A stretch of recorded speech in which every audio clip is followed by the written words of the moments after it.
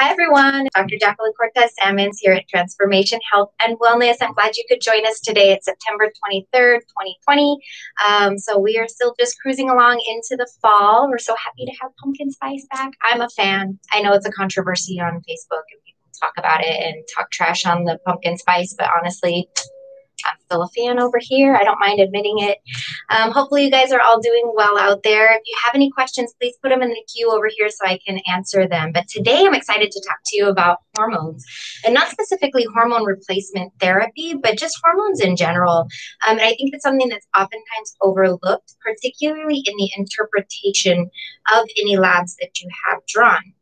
Now, depending at the age range we're in, primarily with women, but with men too, we see hormonal fluctuations not only throughout our lifespan, but then even throughout the month for our women. For men, not so much monthly, more throughout the cycle of their lifetime, and seeing those levels fluctuate. So what's really, really important is to find a provider who is very well versed in actually looking at those levels, so that you know kind of where you stand with things. I would never accept, and if you guys have followed me, you sort of know my theme is not to accept your normal as an acceptable answer. It's really important to kind of get down to the numbers, actually look at the absolute value, so the actual numbers of your results, and then where optimal is, and then where the overall range. Remember, we've talked before about normal range being this big, meaning you don't have cancer, you're not dying of anything, so you fall within that normal range.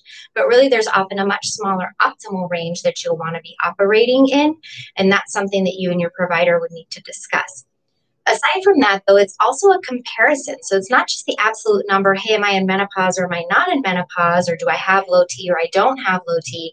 But it's also a matter of looking at it in conjunction with other levels. So you're looking at estrogen with progesterone. You're looking at DHEAS and testosterone, or DHEAS and cortisol. If you haven't had your cortisol levels checked, please do so, because that can really wreak havoc on the remainder of your sex hormones and everything else that's going on in your system.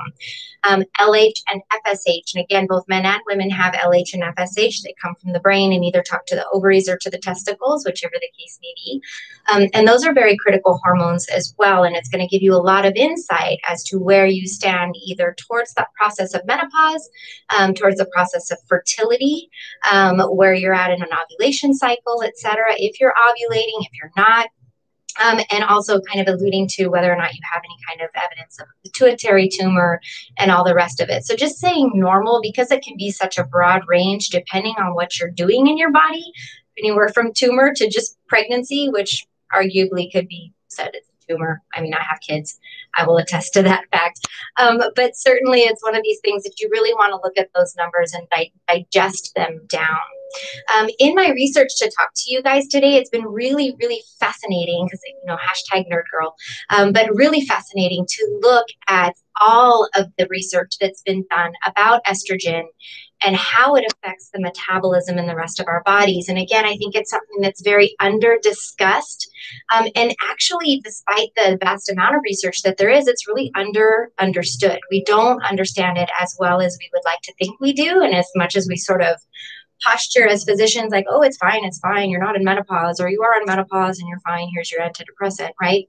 It's not that simple. There's actually quite a lot of estrogen receptors throughout our bodies within adipose tissue, immune function, metabolic rates, fat storage, fat breakdown, how that affects our insulin levels, insulin sensitivity, and insulin resistance. So if any of you diabetics are out there kind of listening, estrogen deficiency, estrogen replacement, or estrogen overload can all play with our glucose metabolism. And that's going to be really, really significant to understand, because again, if you're having cyclic issues, or if you're having estrogen overload, you're having issues losing weight, it may not be a matter of just what you're putting on your fork. Now, obviously, if you're trying to lose weight and you are drinking a chocolate shake every night, please stop doing that, right? We all understand where we need to make improvements. But truly, I have a number of patients who have gone keto or their Mediterranean diet and their intermittent fasting, and they're so frustrated because they've really implemented all of these dietary changes and still can't quite figure out why their body is not responding to it in a way that would be appropriate, given the number of calories that they're taking in, given the amount of exercise that they're doing.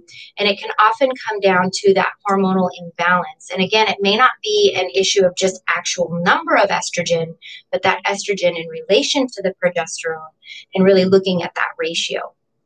For my gentlemen, I get the same kind of thing where they say, gosh, I'm working out. I have no energy. I'm not getting the muscle mass or the muscle definition that I really want to get, and I can't understand why. Maybe it's my testosterone. I know it's my testosterone. It has to be my testosterone, and sometimes it is, particularly after the age of 30, we tend to decline in those testosterone levels. I'll say the collective we, as humans, but gentlemen tend to decline in their level of testosterone. But that being said, they also need their estrogen levels checked, right? Because it can sometimes not be, again, so much of an absolute value of how much testosterone there is, but it can be an abundance or a relative abundance of estrogen for a gentleman, which again is probably about a third of the level that we would see in most women. But it can still be too much to offset a man's metabolism. And that's the beautiful thing, I think, about our bodies that, again, is so underappreciated, particularly for those of us who are heavier. It's been a lifelong struggle for me. For those of us who are heavier, it seems like, no, nothing works. My body's just slow and sluggish, and nothing I do fixes it.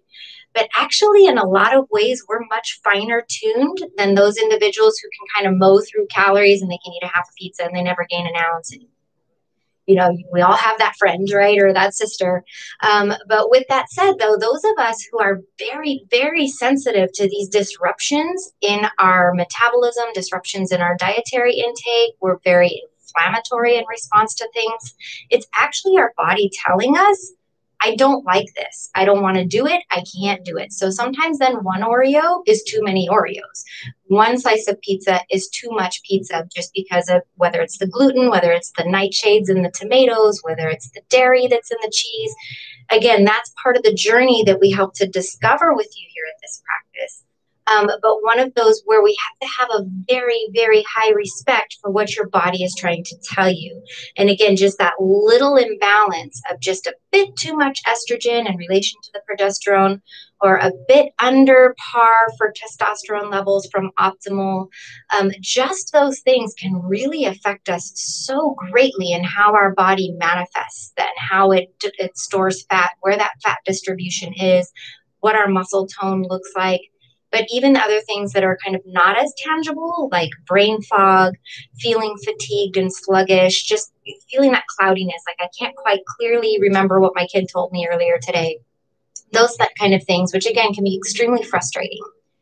I think what's also important to understand is that there's a lot of overlap. So when I have a patient coming in talking to me and saying, I need my hormones checked, I think we're often thinking, as a patient, we're thinking estrogen, progesterone, testosterone. We may not know the nuances of a prolactin and all the other goodies that I like to check as well, but primarily we're thinking, okay, my estrogen, something's wrong with my estrogen, I just know it. But really, a lot of the symptoms that have to do with estrogen metabolism will also overlap with thyroid dysfunction, will also overlap with tryptophan or serotonin depletion, which can then lead to anxiety, depression, and those can manifest. Micronutrient depletion. So again, things like zinc and magnesium that we talked about last week. Please refer to last week's video because I was so excited about micronutrients. So those can play a role in how mood and brain function and everything else goes. Also fat distribution.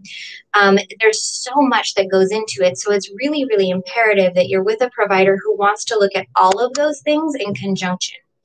Again, I've got all the time in the world. I just looked at my student loan bills. I've got plenty of time that I need to be working in order to pay those suckers off. So I would love to see you every other week and check your labs for estrogen, progesterone, testosterone. And then next week, when we don't find anything wrong there, now we'll check your thyroid. Then if we don't find anything there, then we'll check your adrenal glands, right? So again, we can sit there and chase this, chase this, chase this. I tend to really get that assessment from a patient from the very beginning. Okay, this is all the things that it could be. Let's rule out all of these things, and then we'll find a few things that we need to really focus on after we've already answered the question. No, your vitamin D level looks great. You're taking plenty of B12. So really, like, a B12 deficiency is not your issue when it comes to energy levels, but it does have to do with X, Y, or Z, right? Those are important questions to ask, because a lot of us still will try to kind of self-treat figure it out on our own. I read something online. I know I'm deficient in whatever because I have X, Y, and Z symptoms. I will tell you, I'm going to share this with you. Don't tell anybody. I have been dying of something since 1999 when I started medical school. Because every single list of symptoms that they would come down with, fatigue and brain fog and myalgias, like my muscles ache, it's like, oh, that's me. Oh, I have leukemia, shoot. Oh, yeah, that's me. Oh, it's a B12 deficiency. So I think a lot of us are a victim to that, particularly with the information highway that we have, that it's difficult to then discern exactly what is going on. And I always pride myself in saying, like, I don't know what's going on with you either. Now, again, if I can grossly look at you and find out, what's happening, then I'm going to tell you, like, oh, you have an ear infection. That's an easy physical exam kind of thing. But other than that, I don't see your chemistry. I don't know what's going on in your body until I look. So if I don't actually ask that question by ordering the appropriate lab studies, I'm not going to get to the right answer. So again, it comes down to finding a provider that you're very, very comfortable with in order to get the lab studies that you need done and interpret them appropriately with you. Remember, you're a team. And those decisions that are made in that office visit are going to affect your lifestyle, your future, your health. So very important to come up with some answers together and not just accept like, hey, you're a normal kid, get out of my office. I'll see you in a couple of years. We'll check it again. It doesn't really leave us with a lot of answers. It doesn't help us to get ourselves better when we're told we're normal. It's kind of like that constructive criticism. Tell me where I'm going wrong and how I can fix it, and then we will get there.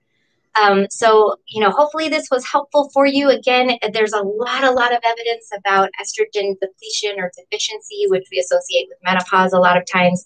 I know low T has come onto the scene as, addressing kind of andropause and what males go through as they mature and tend to have some issues with testosterone.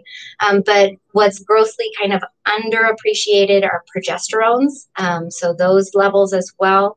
LH-FSH, how that plays into it. DHEAS, which is the precursor to all of our other sex hormones, also the ratios therein, and the abundance of estrogen. So again, a lot of studies about deficiency in estrogen, but not so many studies about the abundance. And so when you really dive into that, having too much can be just as harmful as having too little. So we have to really balance it and find that sweet spot. So again, if you have any questions about this, please give us a call. I'd love to chit chat with you and kind of help you figure stuff out. That's what I love doing best. And we'll put the contact information below. We'll see you next week.